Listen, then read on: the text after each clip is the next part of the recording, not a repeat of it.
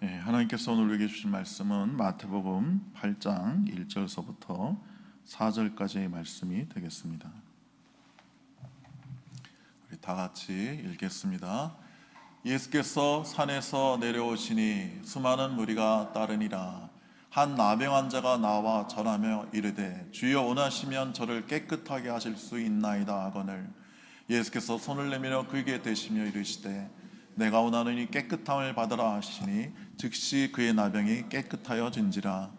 예수께서 이르시되 삼가 아무에게도 이르지 말고 다만 가서 제사장에게 내 몸을 보이고 모세가 명한 예물을 드려 그들에게 입증하라 하시니라. 아멘. 이 나병은요 이제 한자로 쓴 겁니다.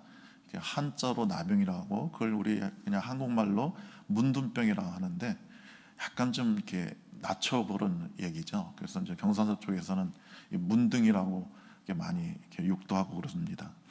요즘은 한센병이라고 하죠. 이제 한센병은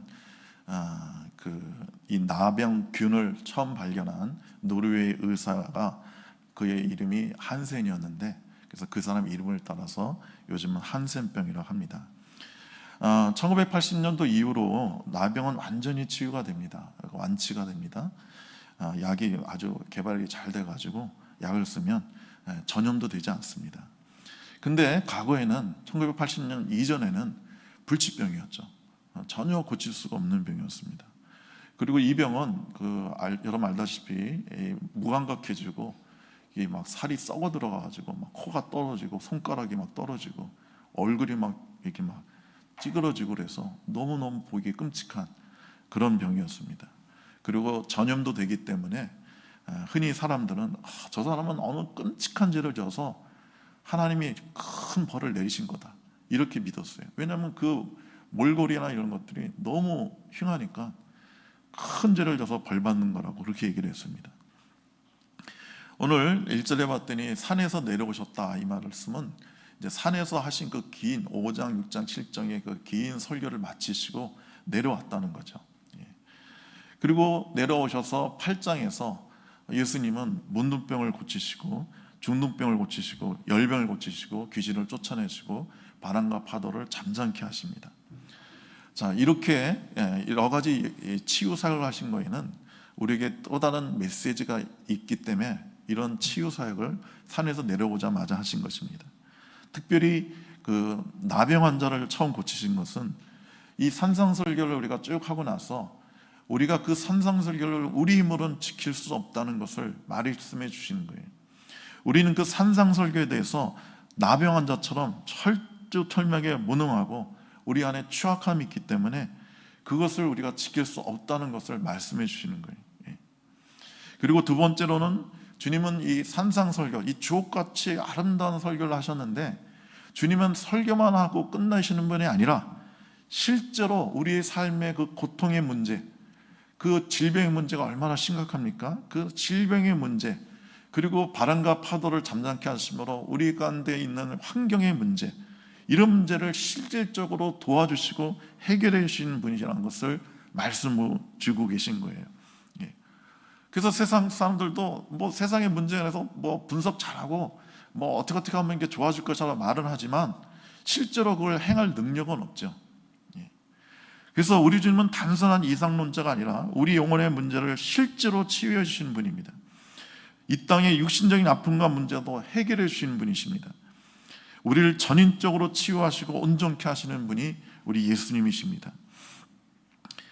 사람들은 흔히 말로만 이렇게 살아라 저렇게 살아가 하지만 우리 주님은 그렇게 말로만 하시는 분이 아니라 우리 삶의 실적인 문제를 도와주시고 해결해 주시는 전능하신 하나님이라는 것을 우리에게 보여주고 계신 것입니다. 1절에 보니까 허다한 무리가 예수님을 따라왔다 이렇게 기록하고 있습니다. 그러니까 그들은 산상에서 주 예수님의 그 귀한 말씀을 듣고 그 설교를 듣고 말씀을 듣고 너무너무 마음에 놀라운 평강과 감격과 변화를 체험한 거예요. 그래서 그 말씀을 계속 더 듣고 싶어서 예수님을 따라온 겁니다. 여러분과 저도 이렇게 하나님의 참된 말씀의 은혜를 한 번이라도 경험하면 우리는 계속 말씀을 들으려고 할 것입니다. 그래서 우리 한국교회는 새벽마다 우리 말씀을 듣고 또 수요일날 금요일날 와서 말씀을 듣고 기도하고 이렇게 매주일 모여서 하나님의 말씀을 상고하는 것입니다. 여러분, 이 문둥병, 나병을 고치심을 통해서 우리 주님께서는 우리에게 죄가, 우리 안에 있는 죄가 나병 같다고 말씀하고 계신 것입니다. 나병의 첫 번째 특징은요, 감각이 죽는 겁니다. 신경이 죽어요. 그래서 느낌이 없어지는 겁니다. 제가 그 부산에 그 동백성 뭐 노래 가사에 나오죠. 그 동백성 앞에 부산 그 최대 그 나환자촌이 있었습니다. 거기서 그분들이 주로 격리된 채 그 양계장을 해요. 그래서 부산 시민의 그 달걀, 그 계란의 90%를 거기서 공급합니다. 제가 글로 이제 가서 집회를 하는데 저를 안내하는 집사님이 자기가 어떻게 나병에 걸렸는지 처음 알게 된 이야기를 해주는데, 추운 겨울날 그 난로 앞에 있는데 뭐가 타는 냄새가 나더래요. 그래서 이게 뭐가 타지 하고 봤더니 자기 발이 그 뜨거운 난로에, 석탄 난로에 그 발이 닿아가지고 구두가 막 타들어가가지고 그 살까지 타고 있는데 아무 감각이 없더라는 거예요. 여러분, 화상이 얼마나 뜨겁고 얼마나 아픕니까? 그래서 우리는 조금만 뜨거운 거에 닿으면 펄쩍펄쩍 뛰잖아요. 근데 자기 발이 타들어가는데도 아무 느낌이 없었다는 거예요. 그래서 그때 처음으로 자기가 내가 나병에 걸렸구나, 이걸 알게 됐다고 합니다. 여러분, 우리 죄는요, 이 나병과 같은 거예요. 그래서 우리 안에 감각을 사라지게 합니다. 하나님의 살아계심을 전혀 못 느끼게 해요. 주님의 그 놀라운 사랑, 그 놀라운 은혜를 처음도 느끼지 못합니다. 그래서 사람들은 하나님 어딨냐고 그래요. 하나님 느껴질 수 없으니까요. 하나님이 무슨 뭐 능력을 베푸시냐고 그래요. 그분의 능력을 경험해 본 적이 없으니까요. 그리고 더 나가서 그 죄의 심각성을 모릅니다. 여러분, 그 집사님이 자기 발이 타들어가고 있는데도 몰랐잖아요. 사람들은 지옥불을 향해 가고 있는데도 몰라요. 그리고 막 얼마나 큰 악을 저지르고 있습니까? 그 몇 년 좀 오래됐긴 했지만 그 여의도 공원이, 서울 여의도 공원이 형성되기 전에 광장이 있었잖아요. 거기서 아이들이 뭐 주말이나 이럴 때 막 뛰어놀고 그랬는데 어느 한 청년이 차를 몰고 그 아이들을 여러 명 쳐서 죽이고 다치게 했어요. 왜 그랬냐 했더니 자기 자살하려고 그랬는데 나 혼자 죽기 억울하니까 여러 사람 같이 죽으려고 그런 짓 했다는 거예요. 이해가 안 가죠? 그 영혼은, 그 양심은 완전히 죽어 있는 거예요. 아무 느낌이 없는 거예요. 내가 이걸 치면 저 아이들이, 저 어린애들이 얼마나 아플까, 다치지 않을까, 이런 느낌이 전혀 없는 거예요. 양심이 정말 화인 맞은 거죠. 그럼 나병의 두 번째 특징은요, 악취입니다. 살이 썩어 들어가니까 그 살 썩는 냄새, 그러니까 시체 썩는 냄새가 나는 거예요.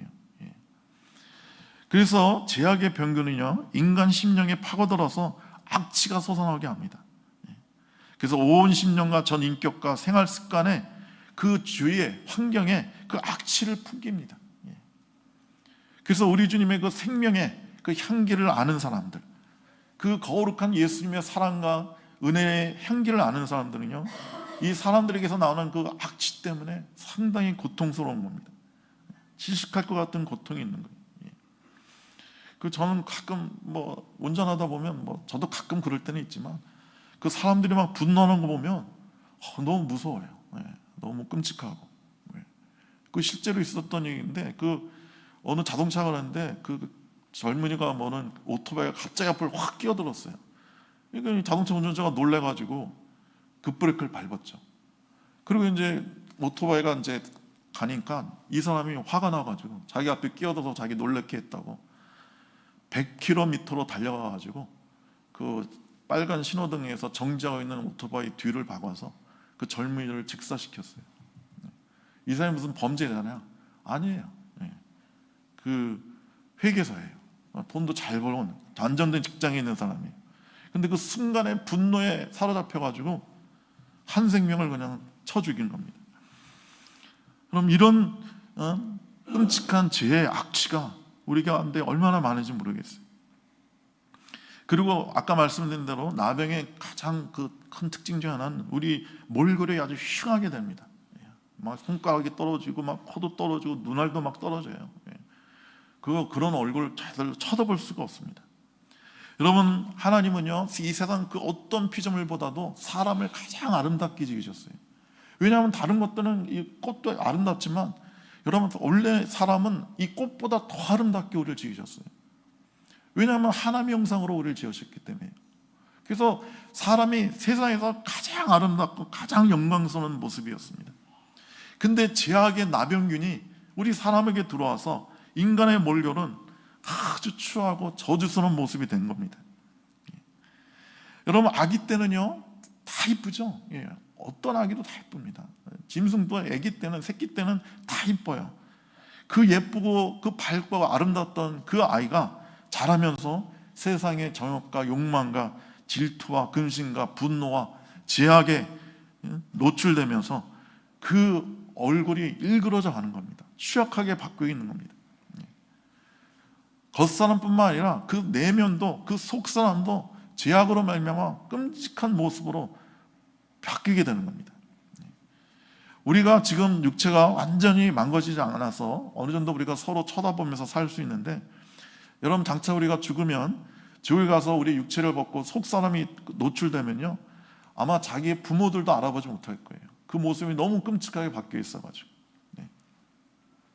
여러분, 우리가 천국에 갈 때는 우리가 주님 오시기 전에 우리가 육신을 벗고 우리 속사람이 천국에 가는 거예요. 우리 속사람이 이 땅에서 예수 그리스도로 말미암아 예수님처럼 변화되고 아름다운 형상을 갖고 있어야 우리 천국 가서도 그 모습으로 사는 거예요. 그럼 그 예수님의 그 우리가 천국 가서 어떻게 변화될 거를 마태복음 17장에 보면 그 예수님이 변화산에 올라가서 변형되시잖아요. 그 얼마나 빛이 났던지, 그 옷이 세상에 어떤 사람이 그 세탁해도 그렇게 하얗게 할 수 없을 정도로 하얗게 됐다고 그러잖아요. 그 말은 정말 색이 하얗다는 게 아니라 그 안에서 빛이 너무 많이 나오니까 그렇게 막 하얗게 보였다는 거예요. 여러분, 극과 극은 통해요. 이 방에 빛이 하나도 없으면 완전 어둡게 되죠. 어둡게 되면 어떻게 되죠? 색깔을 구분할 수 없죠. 반대로 이 안에 빛이 너무 충만하면 또 색깔을 구분할 수 없습니다. 그 정도로 우리 주님은 아름답게 변화됐는데, 그것이 바로 우리가 장차 들어갈 천국에서의 모습인 것입니다. 옛날에 나병에 걸리면 제일 먼저 하는 게 격리하는 겁니다. 그래서 나병은 전염되기 때문에 항상 사람들하고 떨어져 지내야 됩니다. 우리나라에도 소록도가 있었죠. 아주 강제로 나병 환자는 글로 이주를 시켰습니다. 그리고요, 그 애를 낳을 때 그 나병이 침투 안 돼서 깨끗한 아이가 나올 수 있는데 그냥 강제로 불임 수술도 해버렸죠. 지나친 인권을 침해한 아주 슬픔의 역사를 가진 소록도가 있습니다. 그래서 유대인들은 그 나병 환자가 있으면 최소한 4규빗, 2m는 떨어져야 된다고 규정하고 있습니다. 그리고 만약에 나병 환자에게서 바람이 불어오면 최소한 50m는 떨어져 있어야 된다고 그렇게 규정하고 있습니다. 지금은 뭐 치료받으면 전혀 전염이 안 됩니다. 그래서 소록도에서 지금도 재활 치료하지 전염되는 걱정은 전혀 없습니다. 그래서 이 나병 환자는 격리되는 것처럼 우리 안에 죄가 들어오면 우리는 하나님과 격리가 되는 거예요. 이웃과도 격리되는 겁니다. 모든 삶에서 고립이 되는 거예요. 그래서 현대인들은 군중 속에 고독을 느낀다고 하잖아요. 수많은 만남이 있어도 늘 고립된 느낌을 갖는 거예요. 늘 나 혼자라는 생각을 갖는 거예요. 문둥병은 그 성경에 보면 레위기 13장 52절에 보면 그는 그 색점 있는 의복이나 털이나 배의 날이나 씨나 모든 가죽으로 만든 것을 불사를지니 이는 악성 나병인즉 그것을 불사를지니라, 이렇게 되어 있어요. 그러니까 구약 성경에서 나병에 걸리면 그와 관계된 거, 접촉된 거는 다 불살라 버리라는 거예요. 왜냐하면 불로 살면 그 병균은 완전히 죽으니까요. 여러분, 이 병균은 희한하게 얼리면 영하 100도로 얼리면 죽은 것 같지만요, 그게 해동이 되면 병균이 살아나요. 그 놀랍죠, 아주. 근데 불로 태우면 절대 못 살아납니다. 그래서 가장 강력한 소독은 불인 거예요. 여러분, 우리가 이 나병 같은 이 죄를 계속 품고 있으면 지옥불에 우리는 타게 되는 겁니다. 그래서 우리가 이 땅에서 살아있을 때 성령의 불로 미리 타야 지옥불에 안 타게 되는 거예요. 여러분, 들판 같은 데서 만약에 사방에서 막 불길이 막 오고 있어요. 그러면 그걸 어떻게 살아남느냐? 생존법 중에 하나가 내 주위를 내가 불을 놓는 거예요. 그래가지고 그 조그맣게 불을 원을 그려서 불이 나게 하고 거기로 발로 막 밟거나 뭐 해가지고 그 불을 꺼트리는 거예요. 그러면 한 번 탄 들판은 불이 다시 타지 않겠죠. 그래서 그 사방 들에서 불을 만났을 때 생존법이 미리 내가 불을 지르는 거예요. 이런 것처럼 여러분과 제가 지옥불에 안 들어가면 우리가 먼저 성령의 불로 우리 심령이 타야 되는 겁니다. 자, 이 나온 자는 깨끗함을 받기 위해서 어떻게 했어요? 주님께 나왔습니다. 스스로 나왔어요. 그가 나병에 걸렸을 때 그는 절망하고 한탄하고 분노하지 않았어요. 그냥 어떡하자 내가 이런 병에 걸렸는가 하고 신세한탄하지 않았어요. 인생을 포기하지 않았어요. 그는 예수의 선물을 듣고 예수님이 병을 고친다는 그 얘기를 듣고 예수님께 나왔습니다. 그렇기 때문에 그의 나병은요, 그의 삶에 있어서 보배와 같은 거예요. 왜? 예수님께 나오는 계기가 됐으니까. 그가 만약에 편안하고 건강하고 부자였다면 예수님을 찾지 않았을 거예요. 근데 그는 병에 걸렸기 때문에, 불치병에 걸렸기 때문에 예수님께 나오게 된 것입니다. 나병 자체가 어떤 사람에게는 천사가 되는 것입니다. 지금은 돌아가셨는데 정특이 박사라고 우리나라에서 아주 유명한 상담 심리학 전문가가 있었어요. 그러니까 상담을 이제 상담해주고 내면을 치유해 주시는 분인데, 그분에서 미국에서 박사학위를 받고 이제 한국에 오셨는데 어느 날 이분이 우울증에 걸렸어요. 사람 내면을 치유하시는 분이 본인이 병이 든 거예요. 가지고 막 이분이 크리스찬인데 아무리 기도해도 뭐 응답도 없고, 뭐 기도할 마음도 솔직히 없고, 아무리 찬양을 하고 아무리 성경을 봐도 아무리 뭐 어떤 노력을 해도 마음이 밝아지지가 않는 거예요. 그래서 막 이러면 막 괴로워서 막 어쩔 줄가 모르는 거예요. 그래서 이분이 나중에 생각한 게 서록도에 가서 한번 하나님께 간구해 보자는 거예요. 왜 서록도냐? 거기는 절망의 땅이니까. 거기는 아무리 희망이 없는 곳이니까. 그래서 그분이 그 배를 타고 소록도를 갔는데 그날 수요일 저녁이라 그 소록도는 교회가 큰 게 있습니다. 그래서 거기 가서 이제 수요예배를 드리고 있었는데 그래도 아무 은혜가 안 오는 거예요. 그래서 이제 예배 끝나고 이제 사람들 가는데 그게 남아서 이제 계속 기도를 하려고 엎드려서 막 기도를 하려고 하는데 기도가 안 되는 거예요. 뭐 예수님 뭐 주여도 안 나오는 거예요. 그래서 그냥 무뚝하니 앉아 있는데 뒤에서 기도 소리가 들리는데 어느 할아버지 음성 같은데 계속 기도를 이렇게 하는 거예요. 하나님 감사합니다. 하나님 내게 주신 축복이 얼마나 큰지요. 내게 주신 은혜가 얼마나 큰지요. 이 놀라운 축복을 내가 어떻게 감당할지 모르겠습니다. 하나님 나에게 주신 이 사랑, 이 은혜 너무너무 놀랍습니다. 감사합니다. 감사합니다. 감사합니다. 계속 감사만 하더래요. 그래서 이 정태기 박사가 생각하기를 야, 뒤에 엄청 부자가 왔나 보다. 엄청나게 뭐 재벌이 왔나 보다. 어떻게 저렇게 감사만 하냐. 그리고 얼마나 복을 많이 받았길래 저렇게 복을 많이 받았다고 그럴까. 그래서 궁금해서 뒤돌아봤더니요, 심한 나환 자들이 문눈병이 얼마나 심한지 코도 막 떨어져 있고, 그리고 막 눈도 막 하나는 빠진 것 같은데 거기서 막 눈물 나오는 걸 이 손가락이 없는 손으로 훔치면서 그렇게 감사하는 모습을 보고 거기서 이분이 충격을 받습니다. 저렇게 끔찍한 모습을 하고도 저렇게 하나님께 감사만 하는데 나는 뭔가? 나는 건강하고, 나는 미국 가서 유학도 갈 수 있었고, 박사학위도 받았고, 교수도 됐고, 하나님께서 내게 이렇게 모든 걸 주시고 이렇게 많은 은혜를 주셨는데 나는 감사하지 않고 있지 않냐. 그러면서 거기서 이분이 깨져서 울고 불고 하면서 회개하고 거기서 주님을 만나게 됩니다. 그래서 정태 박사가 하도 난리를 펴서 기도를 하니까 그 뒤에 계신 할아버지가 이번엔 걱정돼서 안 가고 기다렸다가 아유 젊은이 괜찮나 그러시더래요. 그래서 괜찮다고. 그래서 어떻게 오늘 어디 갈 때 잘 때는 있냐고 했더니 없다고 그냥 왔다고.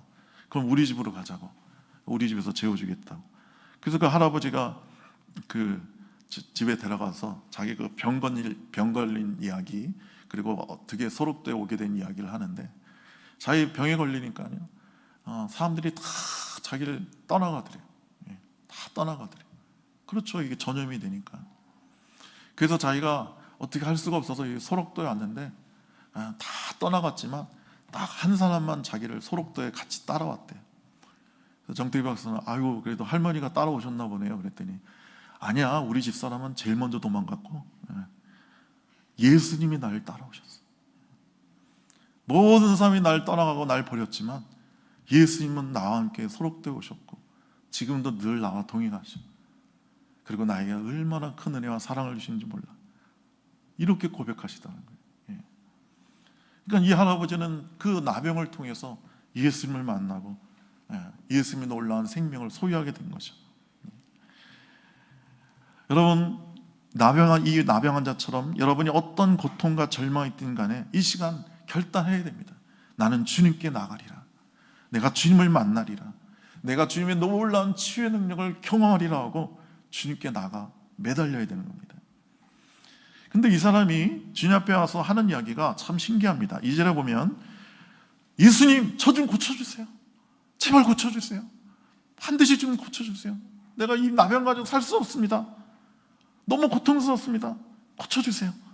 이렇게 보통은 얘기할 텐데 이 사람은 뭐라 그러냐면 예수님이 원하시면 저를 깨끗게 하실 수 있습니다.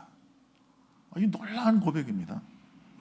그러니까 이 사람은 예수님이 고칠 수 있는 능력이 있는지 없는지에 대해서는 전혀 의심하지 않았어요. 그 귀먹고 벙어리 된 그 귀신 들린 아이 아버지는 예수님께 이렇게 얘기했죠. 할 수 있으면 좀 고쳐주시오. 그러니까 예수님의 능력을 의심했어요. 당신이 할 수 있는 능력이 만약에 있다면 우리 애 좀 고쳐달라고 그랬어요. 그러니까 예수님이 혼내시잖아요. 믿음이 없는 자요. 할 수 있거든 무슨 말이냐. 근데 이 사람은 전혀 예수님의 치유의 능력을 의심하지 않고 예수님의 뜻 그것만 궁금해한 거예요. 자기는 너무나도 간절히 병이 낫고 싶지만 그것이 주님의 뜻을 지배할 수 없다고 그는 고백한 거예요. 나는 정말 원하지만 예수님도 그렇게 내 병을 고치길 원하시는지 주님의 그 절대 주권을 인정한 거예요. 그래서 예수님이 원하시면 저는 치유받을 수 있습니다. 근데 만약에 예수님이 원치 않으시면 저는 그냥 이 질병을 안고 살겠습니다. 이렇게 아름다운 고백을 한 거예요. 여러분, 우리 인생의 모든 문제, 모든 질병은요, 주님의 이 절대 주권을 인정하고 고백하는 순간 치유되는 것입니다. 제 그 모교에 어떤 부모가 있었는데 그 아이가 불치병에 걸렸어요. 그래가지고 아무리 온갖 병원 다니고 한의원 다니고 그래도 안 낫는 거예요. 그래서 이 사람이 심지어 막 무당을 부르다 막 푸닥거리를 하고 막 구출하고 막 그랬어요. 그래도 애가 안 나는 거예요. 근데 우리 집사님 한 분이 전도를 했어요. 교회 오면 기도하면 아이가 낫는다. 그래서 이 부모가 교회를 나왔어요. 그리고 막 얼마나 열심히 교회를 나오는지 막 새벽 기도 나오고 수요 기도 나오고 금요 기도 나오고 그러면서 막 아이를 위해서 기도하는 거예요. 그러니까 온 교회도 그 아이 낫게 해달라고 막 간절히 기도했어요. 그런데 아이가 안 낫는 거예요. 낫기는커녕 더 안 좋아지는 거예요. 그런데도 이 부모는 계속해서 아이를 낫게 해달라고 간절히 기도하면서 그 믿음이 어느 정도 들어가게 됐어요. 그래서 제 스승 목사님이 어느 날 이제 결단할 때가 왔다고 생각하시고 그 집에 신방 가셔가지고 이렇게 말씀하셨어요. 예수님이 이 아이를 천사로 이 가정에 보낸 거다. 부모님이 예수 믿게 하려고 천사로 이 아이를 보내신 건데 이제 부모님이 교회 나와서 믿음 생활하니까 이 아이는 사명을 다해서 이제 하나님이 데려가신다. 아이는 이제 죽는다는 거죠. 이렇게 하나님이 데려가셔도 그래도 예수님을 믿겠냐고. 그래도 믿어야 진짜 믿음이고 참된 믿음이라고. 그랬더니 아버지는 받아들이는 거예요. 하나님 데려가시면 데려가셔야죠. 그래도 난 하나님 뜻에 순종하겠습니다. 그러는 거예요.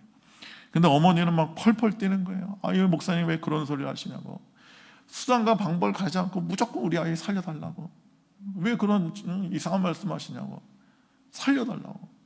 난 이 아이 데려가시면 난 예수 안 믿는다고. 그래서 목사님이 다시 막 설득을 했어요. 그건 믿음이 아니라고. 우리가 원하는 대로 하나님이 다 해주셔야 하나님 믿겠다고 하면 그건 뭐 그 어머니가 그 무당 불러서 기도하고 막 굿한 거랑 뭐가 다르냐고. 우리 하나님은 그런 하나님이 아니라 하나님의 그 절대 주권, 하나님의 뜻에 우리가 순종해야 되는 거라. 그래서 아이를 데려가도 하나님 데려가십시오 라고 고백해야 그게 진짜 하나님을 알고 진짜 하나님을 믿는 거라. 그랬더니 아유, 이 어머니가 막 그런 거예요. 아이고 하나님 데려가세요 그랬다가 하나님이 진짜 데려가면 어떡하니. 진짜 데려가신다고 하나님. 그랬더니 어머니가 울면서 하나님 뭐 데려가시려면 데려가세요 그러는데 막 울면서 그런 거 보니까 뭐 정말 진정으로 오는 것 같진 않지만 어쨌거나 그 어머니가 하나님 데려가셔야 된다면 데려가십시오 하는 순간 아이가 회복되기 시작했어요. 여러분 주님의 주권을 인정할 때 우리 인생의 모든 문제가 해결되는 거예요. 우리는 거짓한 마음 불평하죠. 하나님 왜 내게 그렇게 하셨냐고, 왜 내게 질병을 주셨냐고, 왜 내가 이렇게 주님 잘 섬기고 예배 잘 들고 헌금도 잘했는데 왜 나한테 암병이 오게 하시냐고, 왜 내 아이에게 어려움이 오게 하시냐고. 그거는 주님의 주권에 대한 도전인 거예요. 하나님이 뜻이 있어서 그 모든 어려움을 허락하시고 그걸 통해서 내게 큰 선을 베푸시고 복을 주시려고 하는 건데 그걸 못 받아들이는 거예요. 여러분 언제나 우리는 어떤 일이 있어도 하나님께서 하셨습니다, 하나님의 뜻에 저는 순종합니다 할 때 놀라운 회복의 역사가 일어날 줄로 믿습니다. 자, 이렇게 주님이 원하시면 저를 치유하실 수 있습니다. 그랬더니 예수님께서 내가 원한다, 내가 널 치유하기 원한다. 여러분 복음서에서 어떠한 환자도 주님은 마다하신 적이 없어요. 아무리 믿음이 있고 없고 간에 예수님이 누군지도 몰라도 예수님은 모든 환자를 고쳐주셨어요. 그런데 오늘 본문에 봤더니 예수님께서 손을 대시며 치유하셨어요. 이게 놀라운 거예요. 아까 말했죠. 율법에는 문둥병 환자하고 나은 자하고 접촉하면 안 돼요. 접촉하는 건 부정하게 되는 거예요. 근데 예수님은 말씀으로만 고칠 수 있잖아요. 우리가 다음 주에 보겠지만 백부장의 하인은 손을 대지도 않고 먼 길 떨어져서 그의 하인을 고쳐주셨어요. 예수님은 그런 능력이 있어요. 그냥 말만 하시면 돼요. 그런데 예수님은 굳이 그 피고름이 흐르는 그 몸에 손을 대서 기도했다는 거예요. 아마 이 나은 자는요, 병이 안 나도 예수님이 자기 몸에 이렇게 손을 대신 거, 그거 하나만 해도 감격이 됐을 거예요.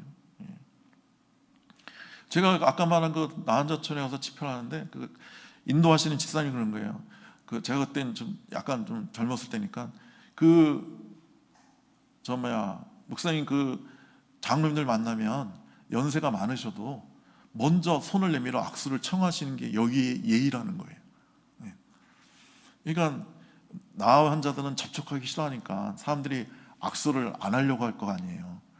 그 때문에 먼저 악수하자고 손을 내밀어야 그게 여기 예의고 그제서야 장로님들이 손을 내미실 겁니다. 이렇게 얘기해 주는 거예요. 그래가지고 뭐 제가 나보다 연세 많으신 분들은 먼저 손을 딱 내밀고 악수하자고 그랬는데 하루인가 이틀인가 지나고 무슨 양론에 가서 기도해 달라고 해서 양론에 갔어요. 양론에 가서 이제 할아버지들 있고 그래서 저도 그냥 손을 내밀어서 이렇게 악수하려고 내밀려고 보니까 이분들은 장로님들하고 틀려. 양성 환자들이라고. 손가락도 없고 손가락 사이사이에 피고름이 보이는 거예요. 글쎄. 그래서 제가 순간 이걸 손을 이거 내밀어야 되나? 이거 전염되면 어떡하지? 하는 두려움이 확 몰려오더라고요. 그래도 어떻게 해요? 그래서 그냥 손을 이렇게 내밀었는데 감사하게 그분들이 양성 환자라 그런지 손을 안 내밀어 주셔서 제가 얼마나 감사했는지 모르겠어요. 근데 예수님이 그 피고름 난 그 상처에 손을 대신 거예요. 이게 놀라운 겁니다. 예수님이 놀라운 사랑인 거죠. 그 미국의 그 병원에 온목 목사님 계신데, 그러니까 병원에서 사역하는 목사님 계신데, 이분이 이제 환자들 입원해 있는 병실에 들어가면 제일 먼저 제가 may I hug you, 내가 한번 안아드려도 되겠습니까? 하고 이렇게 포옹한 다음에 이제 기도를 해주세요. 그러니까 대부분의 환자들은, 거의 모든 환자들은 이 포옹을 다 받아들인대요. 좋아한대요. 또 미국은 또 이게 허그 잘하니까. 그래서 이제 어느 병실에 들어갔는데 그 젊은 남자가 누워 있는데 이분이 늘 하던 대로 형제님 제가 한번 안아드려도 되겠습니다 하고 이렇게 안으려고 하니까 몸을 돌리면서 거절을 하더래요. 근데 이런 경우가 없거든. 그래서 왜 그러지 하고 이제 일단은 그냥 나와서 알아보니까 에이즈 환자인 거예요. 에이즈도 전염되죠. 그래서 그 의사나 간호사들이 만약에 주사를 놓거나 뭐 할 때 장갑을요 2개, 3개를 낀대요. 왜냐하면 그거 찔렀던 바늘 나한테 찌르면 나 에이즈 환자 되니까. 그러니까 되도록이면 의사나 간호사들도 이 접촉 자체를 안 하려고 한대요, 에이즈 환자들은. 그러니까 이 사람이 늘 그런 걸 당해왔으니까 그 예수님, 그 목사님이 허가하자고 할 때, 포옹하자고 할 때 싫다고 한 거예요. 자기가 먼저. 그래서 그 다음날 이 목사님이 다시 가가지고 선생님이 무슨 병으로 입원하신지 제가 압니다. 그래도 저는 한번 포옹 한번 하면 좋겠습니다. 포옹 한번 합시다. 그래가지고 이렇게 안아줬대요. 안아줬더니 어깨를 들썩거리면서 크크대면서 울면서 그러더래요. 저는 오랫동안 이 포옹이 그리웠습니다. 저는 오랫동안 이 포옹 한번 해봤으면 하는 마음이 있었습니다 하면서 감격해서 울더래요. 그렇죠. 아무도 자기랑 접촉하지 않으려고 그러는데 목사님이 자기를 꼭 안아주면서 기도를 했으니까 그 사랑에, 그 포옹에 그 마음이 녹아진 거죠. 여러분, 우리도 이렇게 사람들을 좀 안아줘야 됩니다. 사람들과 이렇게 접촉을 해야 됩니다. 사람들 몸에 좀 손을 대야 됩니다. 여러분, 우리 기독교는요 세상과 담을 쌓는 종교가 아니에요. 죄에 물들까 봐 담을 쌓고 격리하는 그런 사람들이 아니에요. 우리는 산속에 들어가는 종교가 아니에요. 주님은 우리에게 말씀하셨습니다. 너희는 세상의 빛과 소금이다. 그래서 지약되고 악취나고 몽골이 흉흉해도 우리 주님처럼 우리는 그들에게 다가가서 손을 대고 그들의 손을 잡아주고 그들을 포옹하고 주의 사랑을 전해야 되는 것입니다. 여러분은 어떤 심령을 갖고 있습니까? 어떤 모습을 갖고 있습니까? 여러분, 어떠한 문제나 고통과 질병이 있어도 그걸 가지고 주님께 나와야 됩니다. 그리고 아름다운 주님의 모습으로 우리가 변화되어야 됩니다. 그리고 그 놀라운 하나님의 은혜와 사랑을 가지고 사람들에게 가서 주의 사랑을 전해드릴 줄로 믿습니다. 기도하겠습니다. 좋으신 우리 하나님 아버지, 우리에게도 우리 속에 나병 같은 질병이 죄악이 있습니다. 하나님, 그 모든 나병의 죄를 씻겨주시고 정결케 해주시고 성령의 불로 태워 주시옵소서. 그래서 우리가 예수님처럼 아름다운 심령과 형상을 가지고 주님의 이 사랑을 전하는 귀한 하나님 사람들 되게 주시옵소서. 주님, 우리에게 여러 가지 질병이 있습니다. 이 시간 오셔서 피 묻은 손 안수하여 주시고 우리의 질병을 깨끗하게 치유하여 주시옵소서. 예수님의 이름으로 기도드립니다. 아멘.